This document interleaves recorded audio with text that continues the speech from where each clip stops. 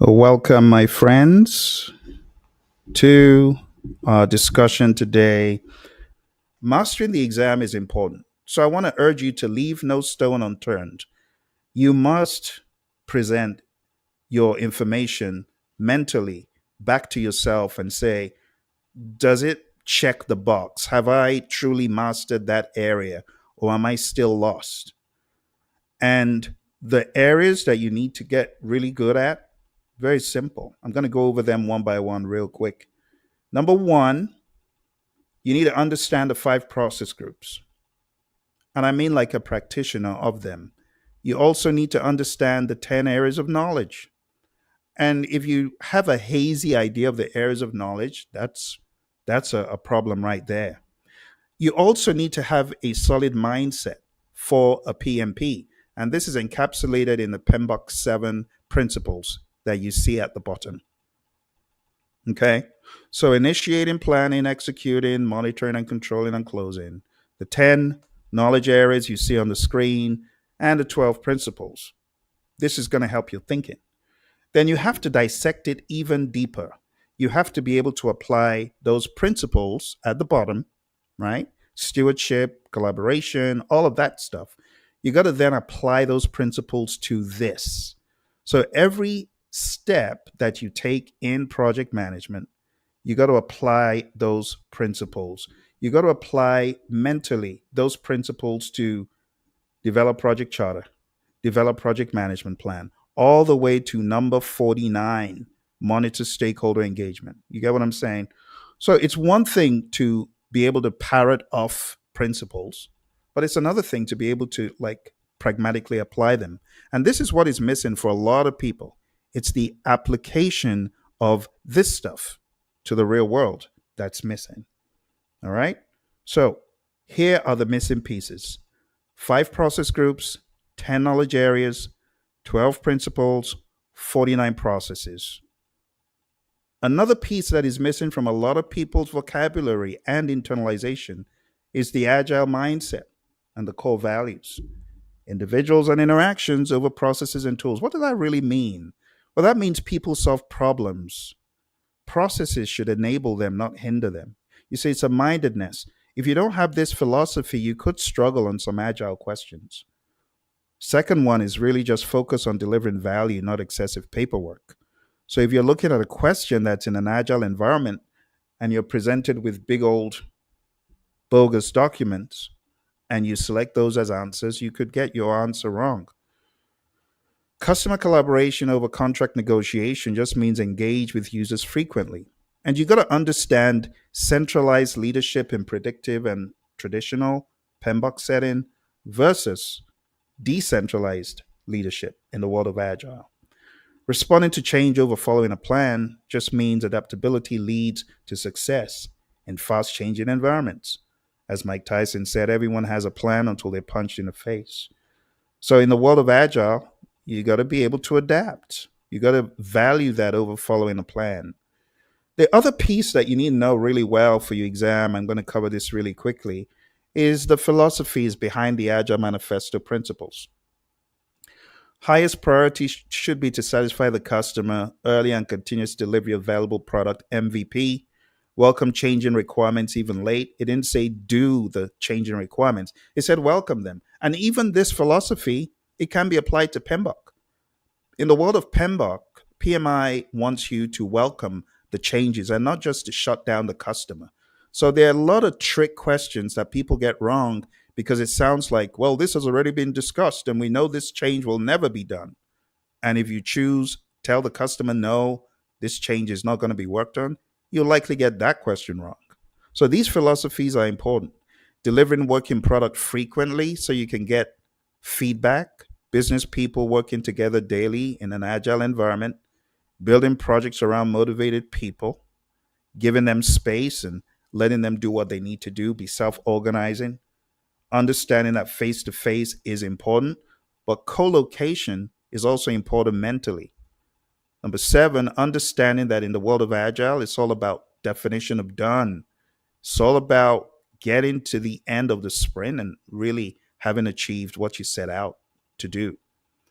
Agile processes promote sustainable development, and a mindset of not killing the team. You see, where you would have done overtime in traditional, in this agile world, it would be foolish to do overtime. Why is that?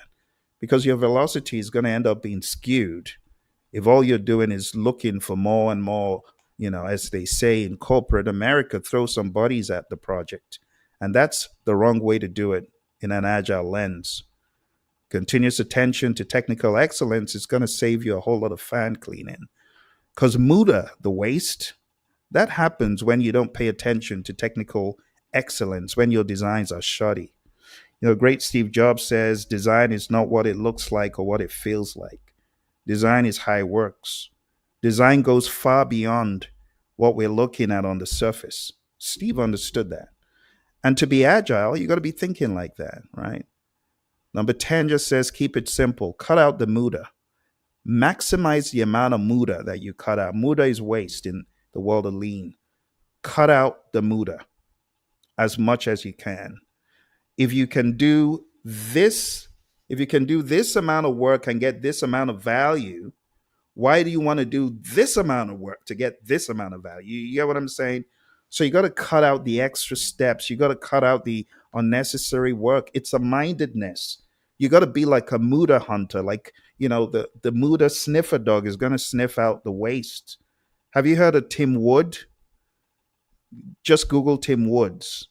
He's not Tiger's cousin.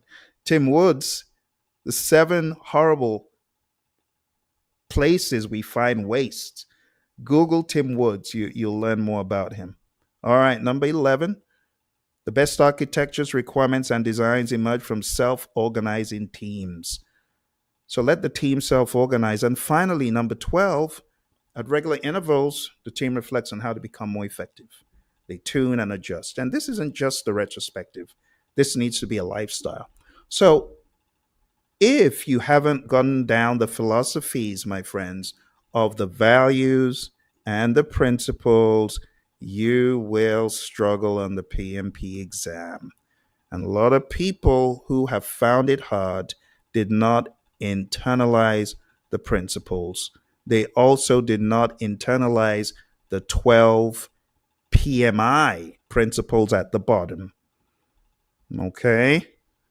If you haven't watched my free 50-hour set of videos, go on down to pmp.pmradio.org. I know I'm giving you a lot of things to check out, but I'm going to put it in the chat. pmp.pmradio.org. Okay? All right? Right there. pmp.pmradio.org. Type it in and you'll be able to watch over 50 hours of videos on YouTube. So there's a lot of loose screws in some people's PMP prep. And another piece that's missing is understanding Scrum. When you approach Scrum, I like approaching Scrum just looking at it as a way of solving problems, complex problems that are hard to predict. So in this example, this is not a super complex problem. It could be, but it's a family of 5. They're back from travel. It's been very long and arduous, and they're trying to decide what to eat. And, in some families, everyone wants something different. Hello. I don't know if you've ever been there, but I have. Everyone wants something different. So they got a product owner over there putting together all the requests into a backlog.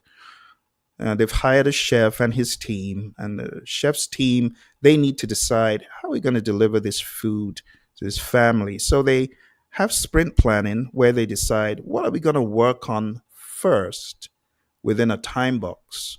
And you could say the time box is anywhere between 4 weeks or less. And I know 4 weeks is quite an elaborate timeline for cooking, isn't it? But in the world of Scrum, we say that the time box is 4 weeks or less. But most organizations in the world average out at somewhere around 2 weeks. So imagine the team eventually decides what they're going to work on in the time box, the first time box. We call that a sprint backlog. They're already in the sprint technically, and they begin working. But daily, they're going to have a sync up meeting. to understand what exactly can I pick that someone has finished that I need to kind of take and run with, like a relay race? Or are there any impediments that exist? And just hearing about the impediments is going to help you as a team member understand that someone is able to help you, you know, and you can have a meeting after the daily scrum to iron these things out. So the three questions are for generally young teams. Teams that are older in it could just go with the flow, or they could do walk the board.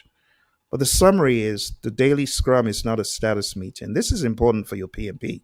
If you ever got the question, what is a daily scrum? Certainly not a status meeting. In the middle of the sprint, we also carry out backlog refinement, which means we're looking into the backlog, we're deciding what needs to be broken down, what can we do in the next sprint.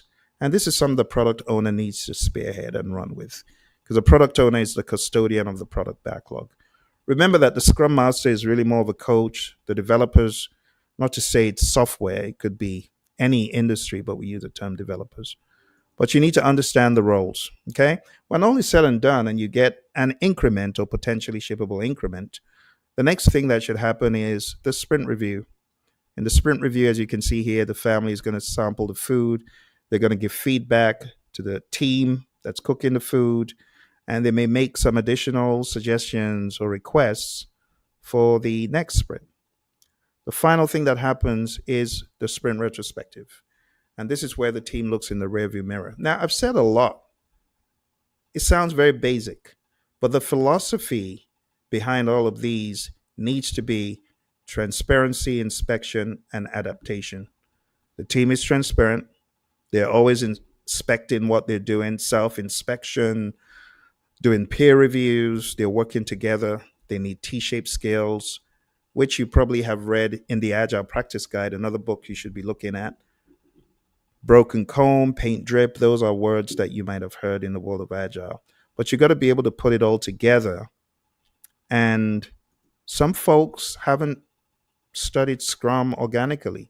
So you could be facing a question that is very Scrum driven, but it actually could sound predictive.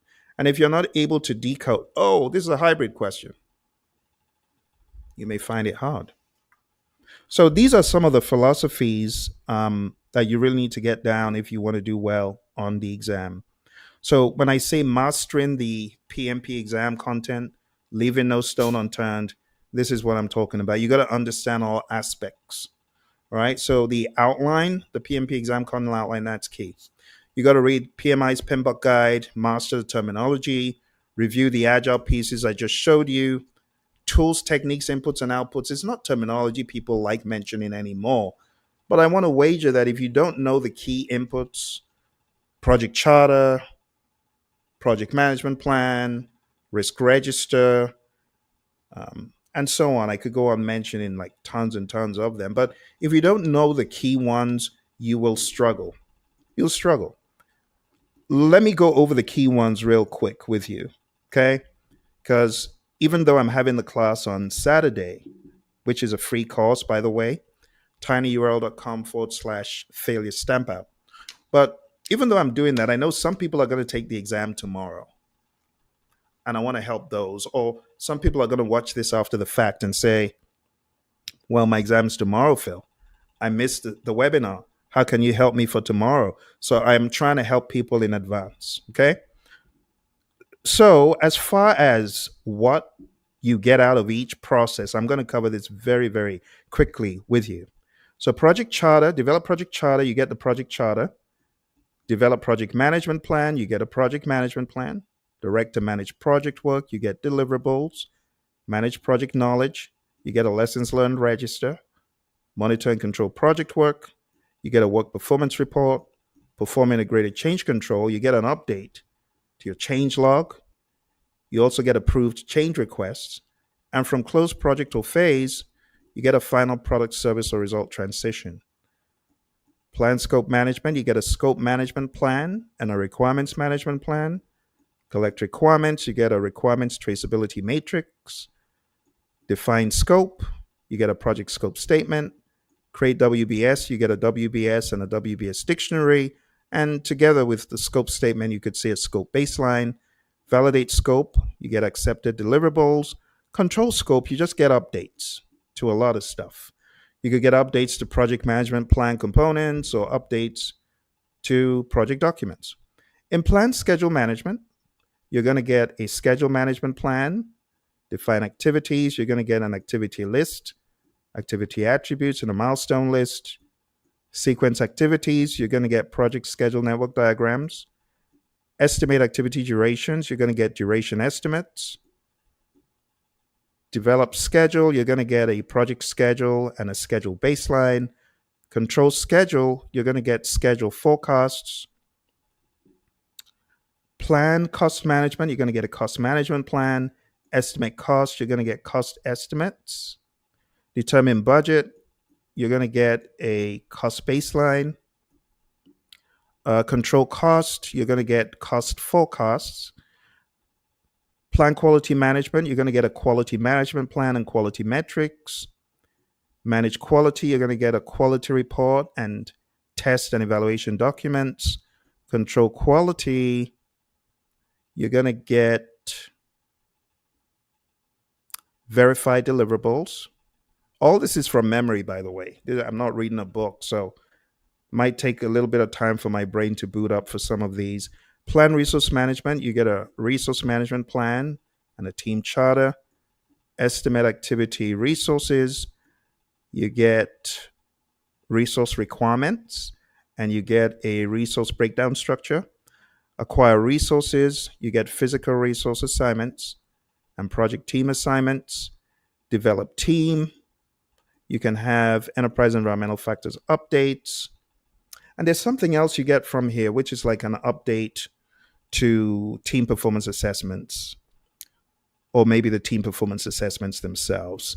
Manage team, I don't really think you get anything of significance other than just updating your employee records. And control resources, again, it's updates to plans. And, actually for all of these, it's really updates to the project management plan and project documents. Plan communications management, you get a communications management plan. Manage communications, you get project reports, or project communications, actually, project communications.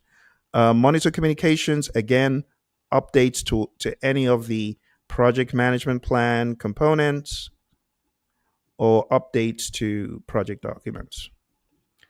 Going over to risk, you have a risk management plan from Plan Risk Management. You have a risk register from Identify Risks and a risk report as well. And those are just updated all throughout the rest of risk. Going over to procurement management, you have the procurement management plan. You have the procurement statement of work. You have make or buy decisions. You have procurement strategy. There's a lot of stuff. Actually, there's 7 unique items from here. So you might want to dig a little bit deeper into that one. I think I've just given you about 4, right? You also have source selection criteria, so that makes it about 5. Conduct procurement, you have agreements from here. You have selected sellers. From control procurement, you have closed procurements. From identify stakeholders, you have the stakeholder register. Plan stakeholder engagement, you have the stakeholder engagement plan. And from these 2, you have business as usual, updates. So these are going to be a project management plan update or a project document update.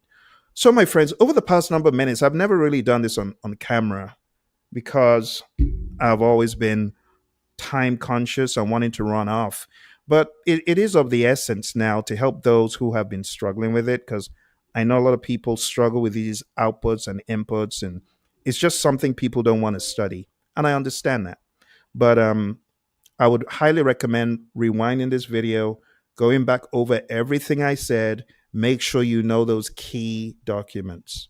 So important. I will actually be going back to this video to carve out more from this video because I've been avoiding doing this, truth be told. Okay? All right. So we have covered a lot of the 49 processes. I've basically given you a blueprint for what you get from each one. Understanding principles and frameworks, you got to grasp the underlying PMI principles, the agile mindset, You got to be able to relate all of this stuff back to real world. Connect frameworks to situational decision making.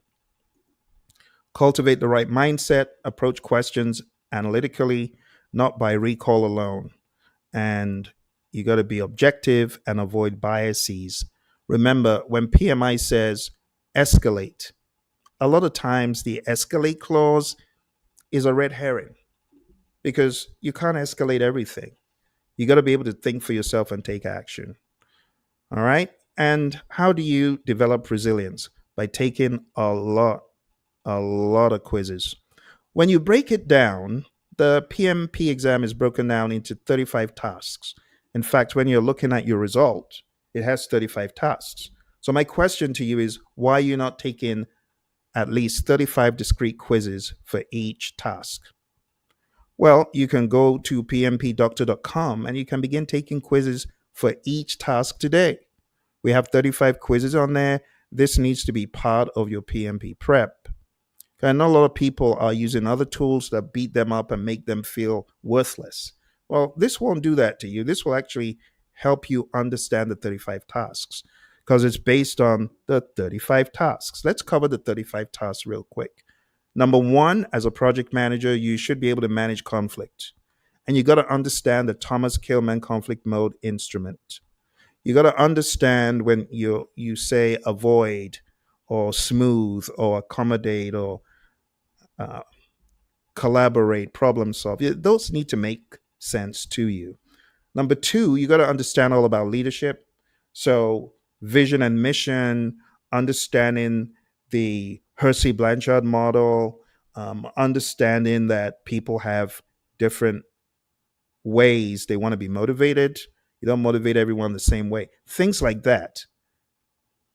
I can't show you that in 2 minutes. That stuff, you have to read it, you have to internalize it. Number three, supporting team performance. Again, it's more of an agile mindedness. So you appraise team member performance and you support them in their growth, and then you give them responsibilities. You give them things that they could be accountable for, right? We're talking about the world of hybrid as well. What I hear from a lot of people is that the exam was heavily hybrid. And as a result of it being hybrid, it throws them off because you got agile speak and you got predictive speak, and they don't know how to answer the question. So you really need to get into the philosophy and the psychology of team performance. Also, empowerment, like I said, you gotta give them accountability items. It says evaluate demonstration of task accountability. You got to determine and bestow levels of decision making authority. And then you got to ensure people are trained. You got to ensure that is part of what PMI wants you to demonstrate. It's a task 500 people. Task six, because I number them 1 to 35, task six is building a team. Here, you need to understand the 5 stages of team development: forming, storming, norming, performing, and adjourning. And you need to understand in the world of Agile, adjourning is generally not liked, right? Because we want to keep our team together and build. It's not on a project by project basis, right? It says build projects around motivated individuals.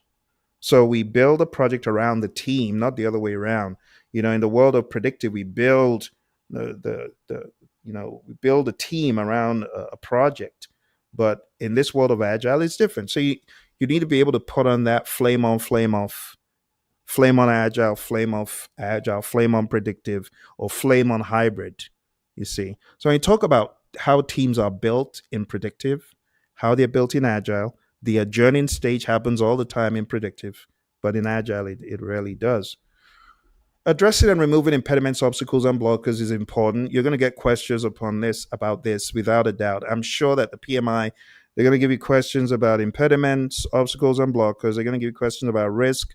They're going to give you questions about uncertain events that are of a positive nature. So you got to be able to roll with this one. Number 8, negotiating project agreements. It's negotiating everything, not just money. Number 9, collaborating with stakeholders. Again, it's a mindedness. What good is it if you always tell your stakeholder, no, we can't do that. No, that's not going to work. That's not the answer. And that's why a lot of folks, they get those questions on stakeholders wrong because they think they're being an assertive PM, but they're not collaborating with the customer, you see. So you got to understand the psychology. Number 10, build shared understanding. You got to break down the situation to identify the root cause of a misunderstanding. And then you got to survey all parties and make sure everyone's on the same page. You got to engage and support virtual teams. You got to understand what a fishbowl window means. It's terminology in the Agile Practice Guide. Fishbowl window concept. You got to understand that. Also, defining team ground rules. You got to understand ground rules. What exactly are they? When you hear team charter, what is the difference between a team charter and a project charter? What is the difference between a project charter and a team agreement? You see, team charter, ground rules, team contract, social contract, all the same thing. So if you get questions that are talking about team contract, social contract, and you don't understand it, you're in trouble. Okay? All right. But you can close all these gaps quite easily. Number 13, mentoring of relevant stakeholders. Stakeholders are people who could be impacted by the project or who could impact the project or think they could be impacted. So you need to be mentoring them, right? And just remember, mentoring is different from coaching. Not that you'll be tested on this, but mentoring is giving prescriptive advice based on your experience. Coaching is not giving advice, is bringing the answer out of the client. Number 14, promoting team performance through EI, emotional intelligence. You got to be emotionally intelligent as a PM. I once worked for a manager that was very, very, very low in EI. He got a glass container, threw it on the wall, and yelled obscenities in the middle of the day. Everyone heard him, and it made the team scared. Talk about very poor EI. So you don't want to be like that. Emotional intelligence is your ability to bridle your emotions and influence the emotions of others. Note, I didn't say control, it's influence. All right, let's move into the process domain. Going into the process domain, this will give the 15th task, executing the project with urgency to deliver business value.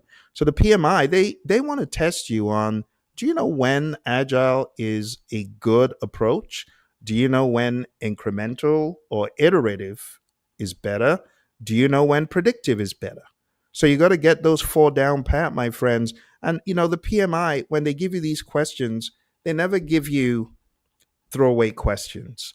The questions are all heavily laden with language and thought. It's not an easy test. So you got to understand these four things, my friends. I would say go into the Agile Practice Guide. What is the difference, though? Let me see if you're able to tell me what's the difference between incremental and agile. Put it in the chat if any of you knows. I know some of you always think, oh, the Phil's not live. Well, I'm actually live right now. Well, I'll give you the timestamp so you know. The time is 9:02 p.m. Eastern on the 12th of June. So this, if you're watching live, it's live. I don't know if you're watching after that time frame, it's not live. But jokes apart, you got to understand that agile is frequent small deliveries. Incremental is frequent smaller deliveries, but you're not repeating till correct. Incremental is good for discrete items. See, there's a difference here. And then iterative, you deliver one time. You do the work until it's correct, but you deliver one time. Predictive, you deliver one time. You do the work one time, you deliver one time. So I would advise you to understand PMI's terminology because it's tricky, right? The difference between something that is purely incremental and something that is incremental and iterative. Okay. Number 16, manage communications. It's a no brainer. We do this all the time.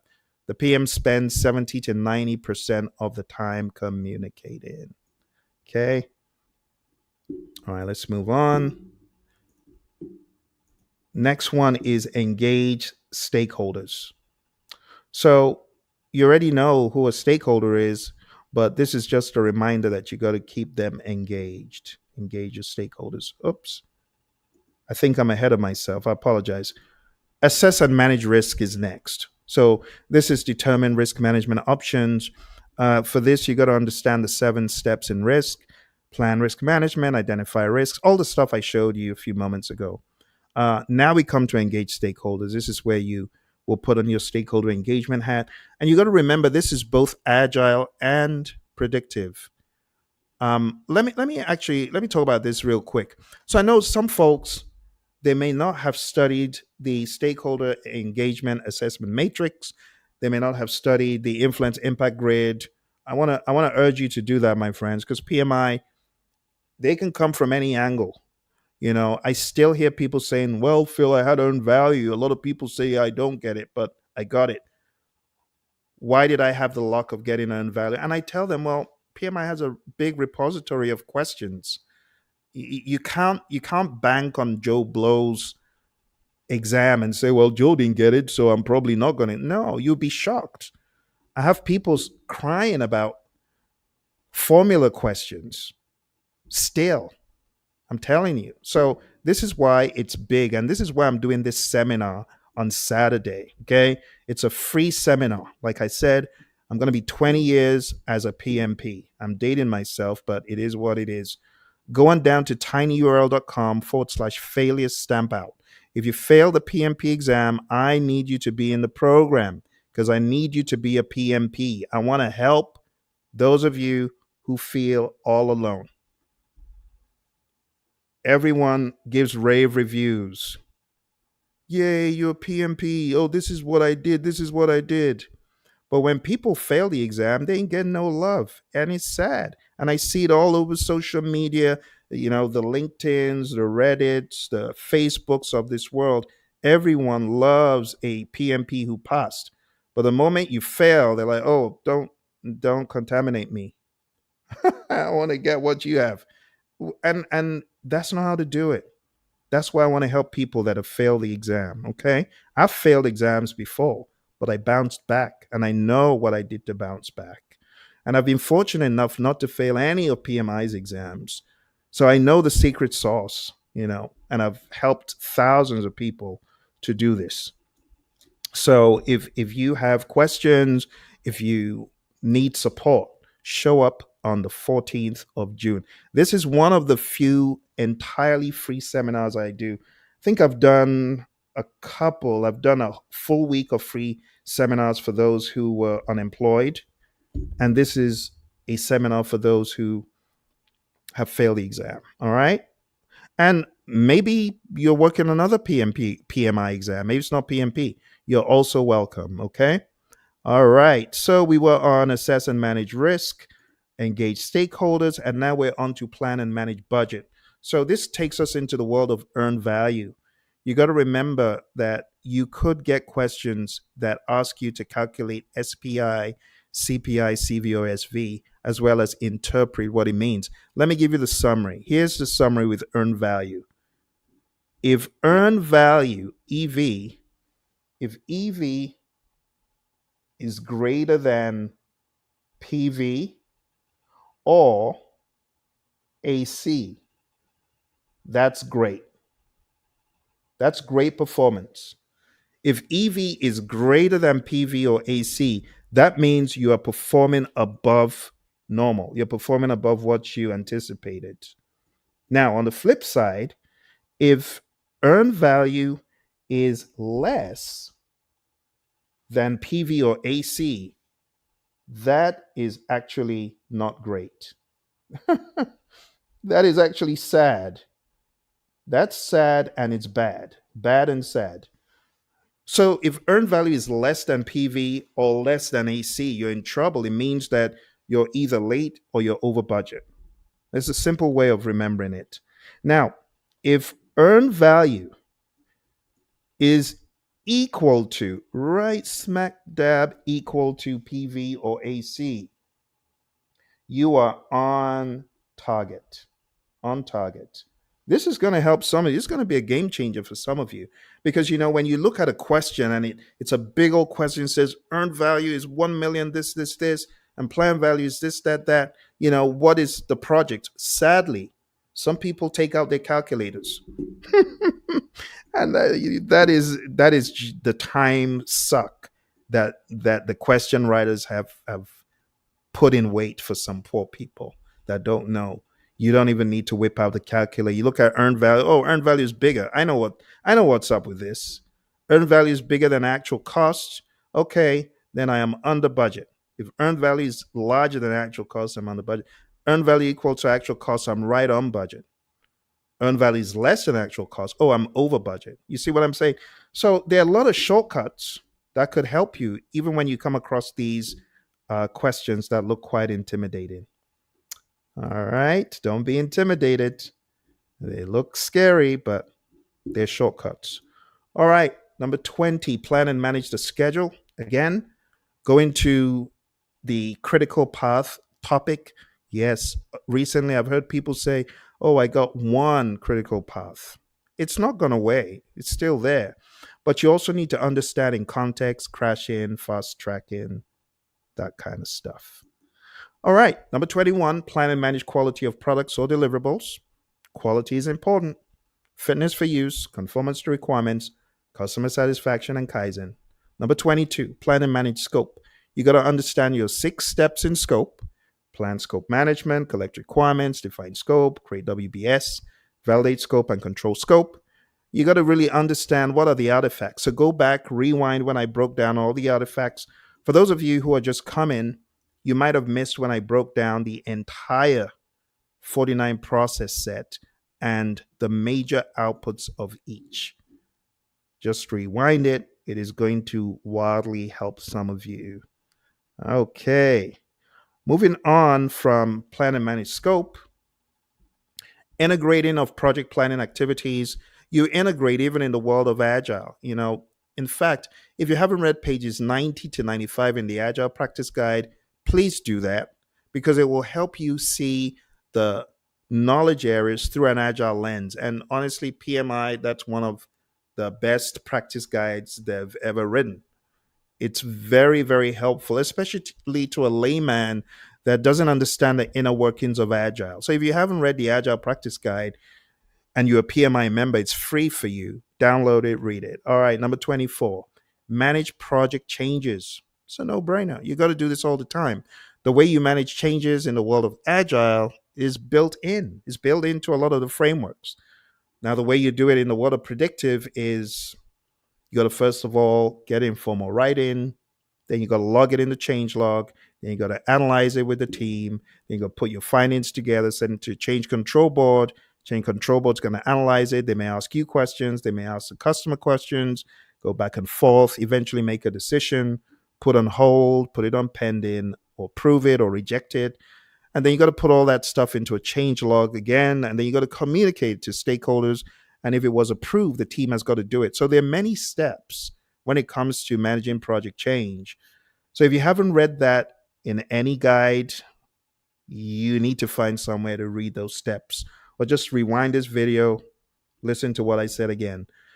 In procurement management, there are 3 simple steps. You got to plan it, you got to conduct it, and you got to control it. So in the world of Agile, we don't really talk about the inner workings of procurements because there are some team members who may be involved in that, or there may be a department that assists the team. But it doesn't take away the need for procurement. It doesn't take away the need for these contract types: fixed price, cost reimbursable, time and materials. There's always a fortunate person that gets a PMI question on procurement. And I'm talking about contract types. Which one has the most risk, the least risk? Which one should you work on? The more you understand the inner workings of FP-EPA, FPIF, right? All that stuff, FFP, the more you understand all that stuff, the better it is for you on the exam. All right, number 26, manage project artifacts. Chat into me if you are awake and not under the influence of some inebriating drink. Chat into me. What are the 3 artifacts in the world of Scrum that are very popular? Or if you are too under the influence, I'm joking. Come on now. Don't take me seriously. You take me too seriously. All right. But chat into me if you know the 3 from Scrum, and if you know the many from the world of predictive, chat in 102. Even if you're watching after the fact, put a comment in there. So in managed project artifacts, we have the product backlog, right? We have the sprint backlog. And you got to know how these work, right? Which of these are you able to change, right? And the increment stuff, right? You should know these are all artifacts. And then in the world of predictive, we have too many to name. I named all of them when I was going through the high level of what you get out. Many of those, you could look at those as artifacts. Okay? All right, number 27, determine the appropriate project methodology, methods, and practices. This, again, honestly, you got to go into your agile practice guide when to use predictive, when to use an agile approach, when to use an incremental approach, when to use iterative. I cannot overstate the importance. Number 28, establish project governance structure. Governance, as PMI would say, is a framework within which authorities exercise. So you got to think, okay, what does a governance model of my project look like? And then this will make sense. There's got to be escalation path, there's got to be thresholds, there's got to be authority limits. That's really what they're talking about. Number 29, manage project issues. What exactly is an issue? It's a materialized risk. So you need to understand that. Now, when you have a risk, you attack it in a different way. When you have an issue, it gets put into the issue log, but you got to work on dealing with the issue in a sensible, methodical manner. And there's actually a framework that I have taught. It's called DIGCIV, DIGCIV. I actually wrote a book about DIGCIV. But you got to follow a framework. And let me very quickly show you DIGCIV because it's going to help you on the exam as well. So, in any problem you have in life or on the PMP exam, step one is to define what is the problem. What is the problem? Define it. If you're running late, okay, I'm running late. But that's not the root cause. Step two, you got to understand, why are you running late? Oh, it's because a report I should have written, I haven't, and I'm still working on it. You determine the root cause. And then the next step is to generate alternatives. If you get these three as you're answering PMP questions, what exactly is the problem in the question? What's the problem statement? Then what is the root cause? And then go into gear determining why that root cause is happening, generating the alternatives, right? How can I get rid of this root cause? How can I get rid of this problem? If you can do that as you're seeing all the PMP questions coming up, it's really going to help you. And step four is going to be a lot easier because you're just going to say, okay, based on my logic, it's option B that really takes care of the problem. It's like a stakeholder is unhappy with what you have delivered. The stakeholder has signed a deliverable acceptance form. What do? Tell the stakeholder, tough luck, buddy, live with it. That is never going to be the best answer. Or walk away is never going to be. You must find a solution that makes the stakeholder happy. You get what I'm saying? So, with that in mind, when you understand that step four on the PMP exam is always going to be a solution that takes the problem away, you won't choose silly things like tell the stakeholder no or ignore the email, things like that. And believe it or not, people choose reject the stakeholder's request a lot. And it's not the best answer because your stakeholder still isn't satisfied. You get what I'm saying? Okay. Now, it could be that I write a crazy question where that is the only option you have, but I want to wager that on the PMP exam, you got better options than say no, say no, say no. Saying no doesn't help, right? Or punishing the team. That's an example of don't do that. Don't choose that on the PMP. All right, step 5 and 6 is implement in your mind's eye. Think about it. If I did this in the real world, how will it go down? Will it solve the problem? And if the answer is no, don't choose it. And then double check with PMI standards. Remember, I showed you the PMI 12 principles: stewardship, collaboration, engagement, all these ones at the bottom. These ones right here: collaboration, engagement, values, systems thinking, leadership, tailoring, quality, navigating complexity, risk, resilience, and change. Yeah, if you apply that thinking to your questions, you'll probably end up getting a lot more questions right. Okay? So, over the past number of minutes, we've been talking about dealing with those issues. And I just taught you DIGCIV. If you want to know more about Digciv, go to digciv.com, digciv.com. You can grab my book on problem solving. It will help you wildly in the real world, especially if you're working with a team that doesn't know how to solve problems. That's a problem solving book right there. All right, number 30. Ensure knowledge transfer for project continuity. Make sure tacit knowledge is being shared, explicit knowledge is being shared across the firm. Number 31, plan and manage the project or phase closure or transitions. There's a method to the madness. You manage phase closure, project closure with intentionality.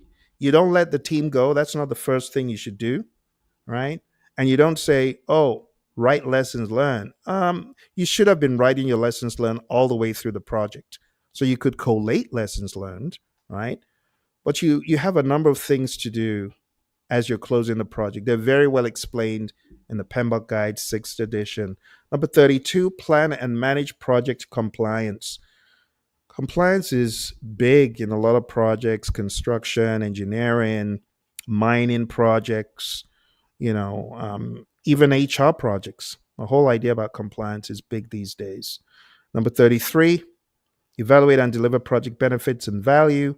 Understand that, now we've moved into the business domain. So in this one, you're really more of a product owner, if you will, and your job is to ensure that value and benefits are delivered as intelligently as possible, as time consciously as possible. Because we have cost of delay, we have penalties. If you're late to market, just try. You be late to market, and you're going to have another Samsung versus Apple situation going on, because Apple, they were right on the money. And then came Samsung seeing what Apple had done, and they were late, but they couldn't help look at the shiny objects, no pun intended, looking at what Apple had done. So they borrowed some features. Had to be settled in court. Not a pretty scenario. All right, number 34, evaluate and address business environment changes for impact on scope. You got to be looking at your business environment and saying what is new, what is changing, how can I take what needs to be harnessed and introduce that into our project, into a feature set, so that I make the most out of what is happening in the marketplace. A great example is AI. Everyone at first was like, oh, this AI stuff is weird, it's creepy. And then you had the colleges kind of being scared about AI. And now they turn the tables on everyone. The colleges are now charging crazy money for AI courses. Colleges are now saying, after all, we might just be able to live with this AI thing. Let's just set some parameters for students. Now everyone's using AI, right? And that's what number 34 is talking about. You got to evaluate what's happening in the market. You got to seize that to your advantage. You got to put that into your backlog. Final thing here, my friends, and I'll let you jump off the call. Final thing is support organizational change. So if the organization is going through a monumental change and your project is in the center, you should have that presence of mind, the understanding that people go through the Kubler-Ross model, the Kubler-Ross, the J curve, right? So you got to come with empathy. You got to evaluate the impact of the change on your project or the impact of your project on the firm. Some project managers just become enemies because their projects are highly visible and people feel they're going to lose their job. Like, the AI project managers, I feel sorry for them because nobody likes what they're working on. It's going to replace them. One of my buddies, my buddy Ed, said there's a McDonald's near him. There's no human. Oh, there's one human. Everything else is machines. Everything else is machines. Imagine that. Anyway, over the past number of minutes, my friends, I've been combing through what you need to succeed on the PMP. This is a precursor to my free session on Saturday, 14th of June, 1 p.m. Eastern. It's called PMP Exam Failure Stampout. I hate failure getting away. I hate people walking away from the exam saying, oh, the PMI, the PMP hurt me. Or as they say, it hurted me. PMP exam hurt. No, we're going to hurt the exam. We're going to smack it in the jaw. That's what we're going to do. You're not going to be a 98-pound weakling running away from the exam. You're going to deal it a blow. on the next time you get into the exam. Remember, your buddy Phill is sending you to the PMP exam. Boom! Give it one in the jaw. You can do the alley shuffle. PMP exam is going to be scared, going to be running away by the time you're done. That's the person I want to see. Not the one cowering in the corner. Oh, I'm scared of the PMP. Don't be scared. You know what you should do the day before the exam? Chill. Watch a movie. Take it easy. Have the mindedness of success. Understand that you've already done everything you need to. I tell my students by the time it's 7 p.m. the night before, what are you still doing? Are you Look, you need to free up the bandwidth so you can think. Have you ever been in an exam and you're not able to think? You know the questions. I've had a student, true story. This student, she went into the exam, she knew the questions, but she couldn't think. It's sad. She did a red eye, studying crazily. And then morning came and she was still studying at 6. It's curtains. Don't do that to yourself. All right. Thank you very much, my friends. I'm going to put that link in the chat one more time. This time I will spell session correctly, I hope. All right. Let me see you nice and early on Saturday. tinyurl.com/failure stampout. Okay. Do you have any questions for me before I jump off the call? Questions, comments, concerns? This is a great opportunity for you to ask questions if you're stuck. My friends on Instagram, I see you. I'm sorry I hadn't checked on you earlier. Anosh, I see you. Anyone else got questions, concerns? Now's a good time. All right. I don't see any. It means I did a good job breaking down how to kill this thing. Well, thank you very much. I look forward to seeing you on Saturday. You take care. I wish you all the very best, my friends. Bye for now.